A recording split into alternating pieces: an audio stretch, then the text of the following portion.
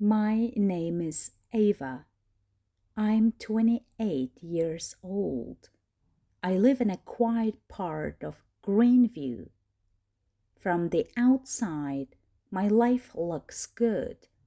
I have a husband, a small house, and a good job. But inside, something feels wrong. I married Ben 1 year ago. He is kind and patient.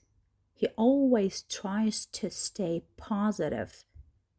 Every Friday, he brings me flowers. He writes sweet notes for my lunch.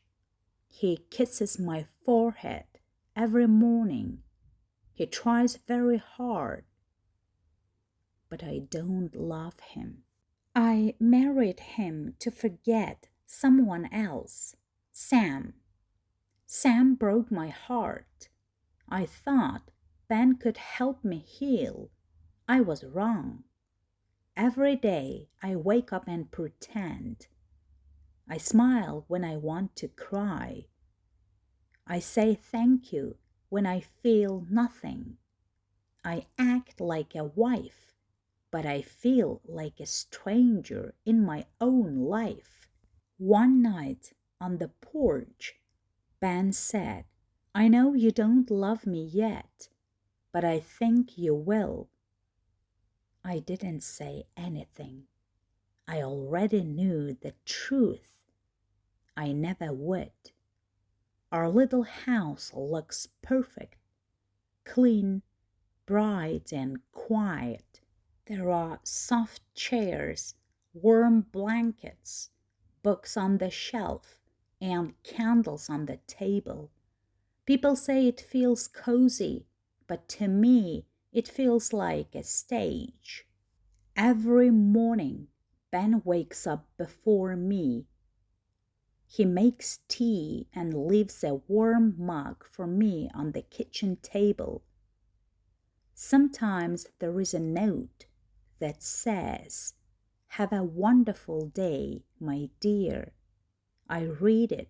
I give a small smile. Then I sit quietly and feel nothing.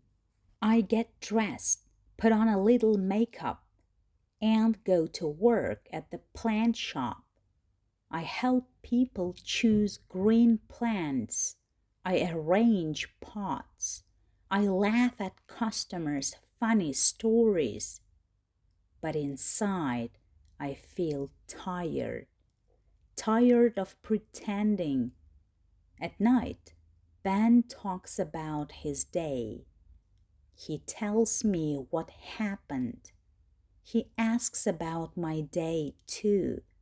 I answer with short words like, it was okay, or a little busy. I'm not really lying, but I don't tell the full truth either. Sometimes, when he looks at me, I see something in his eyes, a question, a fear. Maybe he knows. Maybe he feels it too, but he never says anything. We eat dinner together most nights. Ben lights candles and plays soft music. He makes things feel calm and sweet. He tries so hard. That's what makes it harder for me. He deserves someone who truly loves him. Someone who means every smile. I am not that person. Sometimes I sit in the armchair after he goes to bed. I look around our house. Everything looks perfect, but it doesn't feel like home. It feels like a beautiful box where I can't breathe. I smile at work, at the bakery, and on the street. People say, you two look so happy together. I nod, I thank them, and I keep walking. I keep smiling, but behind every smile, there is a small lie. I tell this lie so often that sometimes I almost believe it. Every time Ben hugs me in public, I hold my breath. I smile, but inside, I feel like I'm watching someone else's life. It feels like I'm acting and I'm tired of the show. At the plant shop, my coworkers laugh and share stories. I laugh too. I talk about plants and weekend plans. But in my mind, I hear one quiet question. What are you doing with your life? Sometimes I go to the back room just to be alone. I sit on a small stool and close my eyes. No noise, no one watching, just quiet and the truth. I don't hate my life, but I don't love it either. I feel like I'm floating, like I'm not really living, just repeating the same day over and over. One evening, Ben picked me up from work. He opened the car door and said, I missed you today. I smiled, but I didn't miss him. And that made me feel even worse. At night, I lay next to him in bed. He fell asleep quickly. I stared at the ceiling and whispered, I'm sorry. He didn't hear me, but I had to say it because every day I smile at the world and cry inside myself. It was Friday. Ben always does something special on Fridays. That evening, I came home to candles and soft music. The table was set. He made my favorite meal, vegetable stew with warm bread. He wore the green sweater I once said I liked. The lights were low. The house smelled like fresh rosemary. Ben smiled when I walked in. His eyes said, I've been waiting for you all day. He pulled out my chair. He poured the juice. He raised his glass and said, to us. I raised mine too and said, to us. But I didn't feel anything. The food was good. The music was soft. Ben told a funny story from work. He laughed. I smiled, but inside I felt cold, not angry, not sad, just empty. I watched him speak. His hands moved with energy. He looked alive and happy. I felt like I was fading beside him. After dinner, he took my hand. Let's go for a walk, he said. We walked to the small garden near our house. We stopped under the tall willow tree. This was the place where he'd asked me to marry him 1 year ago. He looked at me with hope in his eyes. Remember this place, he said. I told you I would love you forever. I wanted to scream. I wanted to say, Ben, I don't love you. I never did. But I stayed quiet. I looked at the tree, then at him. I didn't want to break his heart, even if it meant breaking mine. That tree was the place where I'd said yes. I said it even when my heart was still broken. That night had felt like a dream. There were soft lights in the garden. Ben held a small box in his hand. He was nervous, smiling, and full of love. I remember how he looked at me like I was his whole world. He said, Ava, you make me believe in forever. And I said yes, not because I felt the same, but because I wanted to feel something, anything. We stood in the same place under the willow tree, but everything felt different now. The soft lights were gone. The magic was gone. Only the tree was still there. Ben took my hand. I still believe in us, he said. I know it's been hard, but I believe in you, in us. I looked at him. He meant every word, and that made it harder because I didn't feel the same, not even close. I looked down at the ground, then at the street. I imagined myself walking away, right there, right then, just turning around and leaving. But I didn't. I stayed because I didn't want to hurt him, because I didn't know where else to go, because sometimes guilt is stronger than truth. That night I couldn't sleep. I sat on the floor beside the bed. I didn't cry. I just felt heavy. It was a quiet Sunday, the kind of day when time moves slowly. Ben made waffles for breakfast. He smiled at me and said, Ava, can I ask you something? I nodded. He looked serious but gentle. Then he asked, do you want to have a child? I stopped breathing for a second. My fork froze in the air.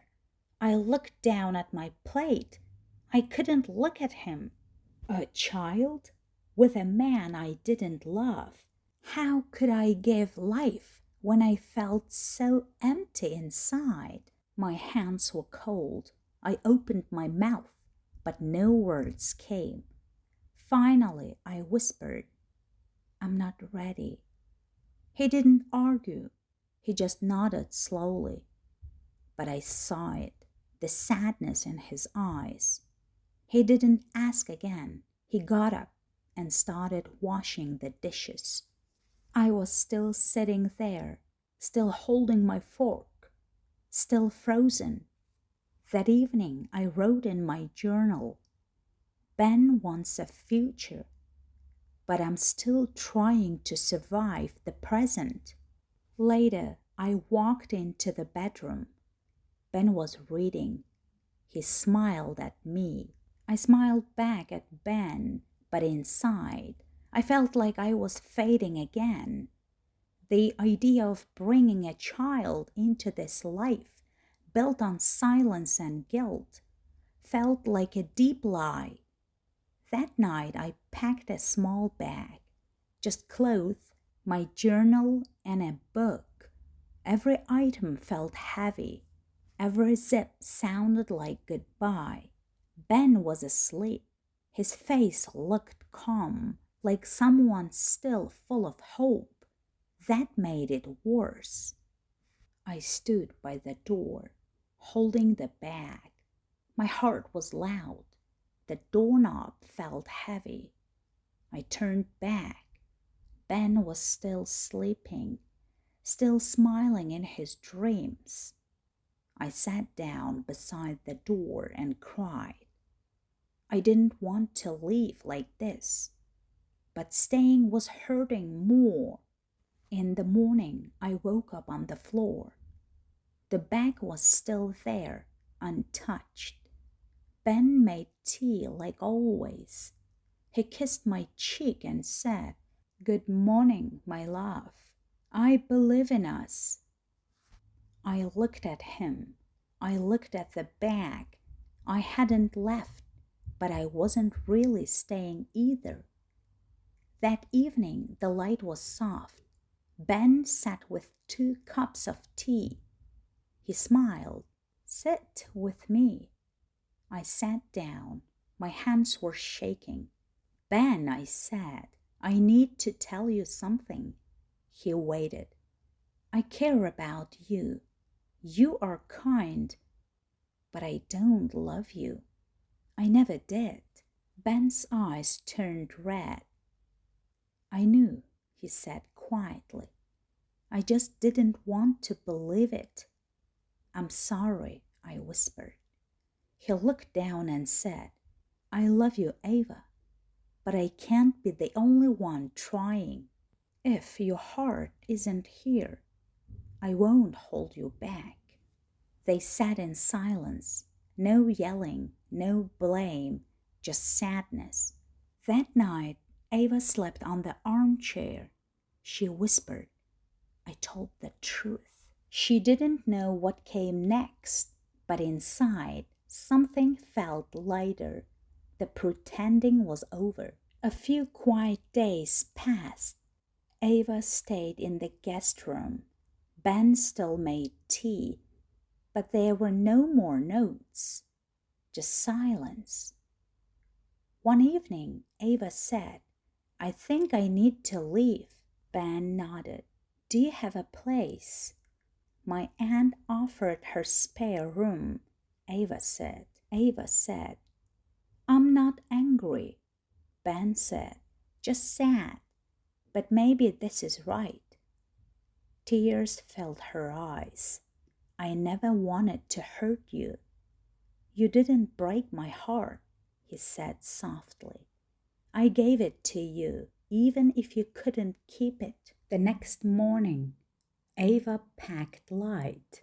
Some clothes, her journal, a photo of her mother. Ben helped her carry the bag. Take care, Ava, he said. I will. Thank you for everything. She walked out and didn't look back. For the first time, she was living for herself, not running, but moving toward something honest. At Aunt Rose's, the small apartment felt safe. Ava cried some nights, not for Ben, but for all the feelings she had hidden, guilt, fear, and peace.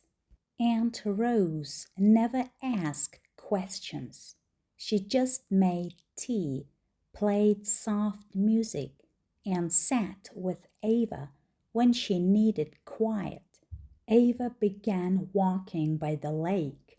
She watched people and wondered, can I build a life like that? Not perfect, but real. One day she saw an advertisement for a writing class. Something inside said, go. The class was small. Slowly, Ava found her voice. That night she wrote, I lost love before I found it, but now I'm finding myself. Weeks passed. She moved into a small studio near the plant shop. It wasn't fancy, but it was hers. She painted the walls yellow, placed flowers by the window, and made tea each morning. The silence now felt calm, not lonely.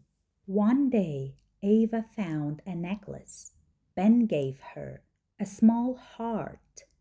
She held it, then placed it in a box with a note. Thank you for your kindness. I couldn't wear this, but I'll never forget it. Aunt Rose gave it back to Ben. That was the quiet end of that chapter. Ava still thinks of Ben. She hopes he finds real love. As for her, she is still healing, still growing. But now she is walking her own path. No pretending, no guilt. She looked in the mirror recently and smiled, not to hide, but because she meant it. It's not a perfect story, but it's hers. And sometimes the bravest kind of love is the one we give ourselves.